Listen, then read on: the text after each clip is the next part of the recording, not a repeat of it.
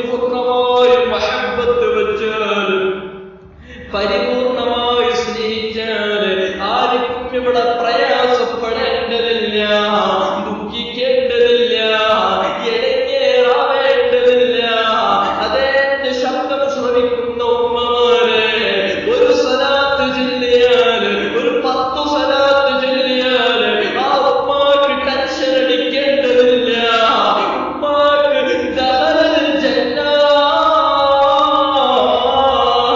ഞാനല്ല പറയുന്നത്, ഹബീബായ തങ്ങൾ പറയാണ്. എന്റെ പേരിൽ ഒരു ഉമ്മ സലാത്ത് ചൊല്ലിയാൽ, ഒരു ഉമ്മ എന്റെ പേരിൽ സലാത്ത് ചൊല്ലിയാൽ ആ ഉമ്മാക്ക് തീരാത്ത ടെൻഷനില്ല, ആ ഉമ്മാക്ക് നീങ്ങാത്ത പ്രയാസമില്ല, ആ ഉമ്മാക്ക് നീങ്ങാത്ത ബുദ്ധിമുട്ടില്ല. അതേ ശഅബാൻ മാസം എത്തുന്നതിന് മുൻപ് ഓ എന്റെ ഉമ്മമാരെ, നമ്മുടെ വീടുകളൊക്കെ ഒന്ന് ശുദ്ധീകരിക്കണേ. ഹബീബായ തങ്ങളെ മാസമല്ലേ, മുത്തുനബിയുടെ മാസമല്ലേ വരുന്നത്. ഹബീബായ തങ്ങളെ മാസത്തിനെ സ്വീകരിക്കാൻ നമുക്ക് സാധിച്ചാൽ ഇടങ്ങേറാവേണ്ടതില്ല. ഉമ്മമാരെ, ഞാൻ നിങ്ങളോട് ചോദിക്കുകയാണ്, സ്വർഗം കിട്ടണമെന്ന് ഉറപ്പുള്ള ഉമ്മമാരെ, അതേ സ്വർഗത്തിലേക്ക് പ്രവേശിക്കണമെന്ന് ഉറപ്പുള്ള ഉമ്മമാര് എന്റെ കൂട്ടത്തിലുണ്ട്. അതേ മുസ്ലിമീങ്ങളൊക്കെയും മുഅ്മിനീങ്ങളൊക്കെയും സ്വർഗം കിട്ടാനാണ് ഇവിടെ ജീവിക്കുന്നത്. അതേ 5 വഖ്ത് നിസ്കാരം അത് സ്വർഗം കിട്ടുമെന്നത് നമുക്ക് എന്താ ഉറപ്പുള്ളത്? നാം ഇവിടെ ചെയ്തു വരുന്ന സൽക്കർമ്മങ്ങൾ, ചെയ്തു വരുന്ന അമലുകൾ, ചെയ്തു വരുന്ന ഇബാദത്ത്, ആ ഇബാദത്തുകളിൽ നമുക്ക് സ്വർഗം കിട്ടുമെന്ന് പറയാൻ ഉറപ്പില്ല. പക്ഷേ എന്റെ ഉമ്മമാരെ, ഞാൻ നിങ്ങളോടൊരു വചനം പറയാണ്. സ്വർഗം കിട്ടുമെന്ന് ഉറപ്പുള്ളൊരു വാക്ക് പറയട്ടെ. അത് മദീനയുടെ നേതാവ് ഹബീബായ സല്ലല്ലാഹു അലൈഹി വസല്ലമ തങ്ങളാണ്. തങ്ങളുടെ മേൽ, മുത്തുനബിയുടെ മേൽ സ്വലാത്ത് ചൊല്ലിയാൽ, അവിടുത്തെ മഹബ്ബത്ത് വെച്ചാൽ അവിടുത്തെ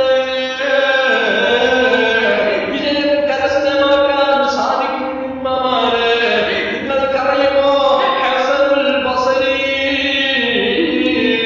റളിയല്ലാഹു അൻഹു 2-3 ദിവസങ്ങൾ തന്നെ വേണ്ടതുണ്ട്.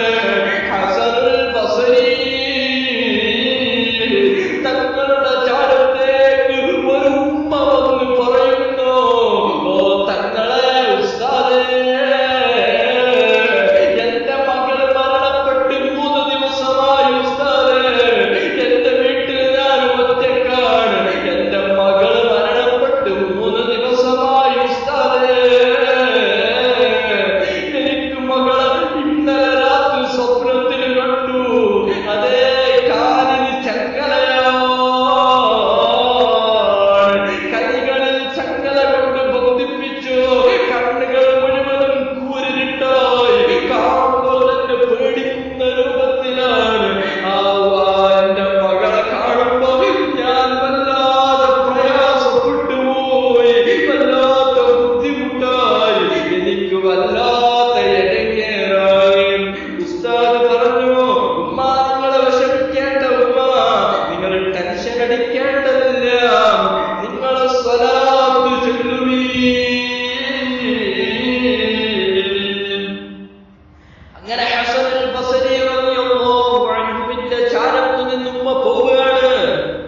പിന്നീട് ഹസനുൽ ബസരി റളിയല്ലാഹു അൻഹു 2 ദിവസം കഴിഞ്ഞപ്പോഴേക്കും സ്വപ്നത്തിൽ വരികയാണ്. ഹബീബായ തങ്ങളുടെ സലാത്ത് ചൊല്ലിയതിന്റെ മഹബ്ബത്ത് കൊണ്ട് ഹസനുൽ ബസരി തങ്ങളുടെ സ്വപ്നത്തിൽ ഒരു ചെറിയ പെങ്ങള് വരികയാണ്.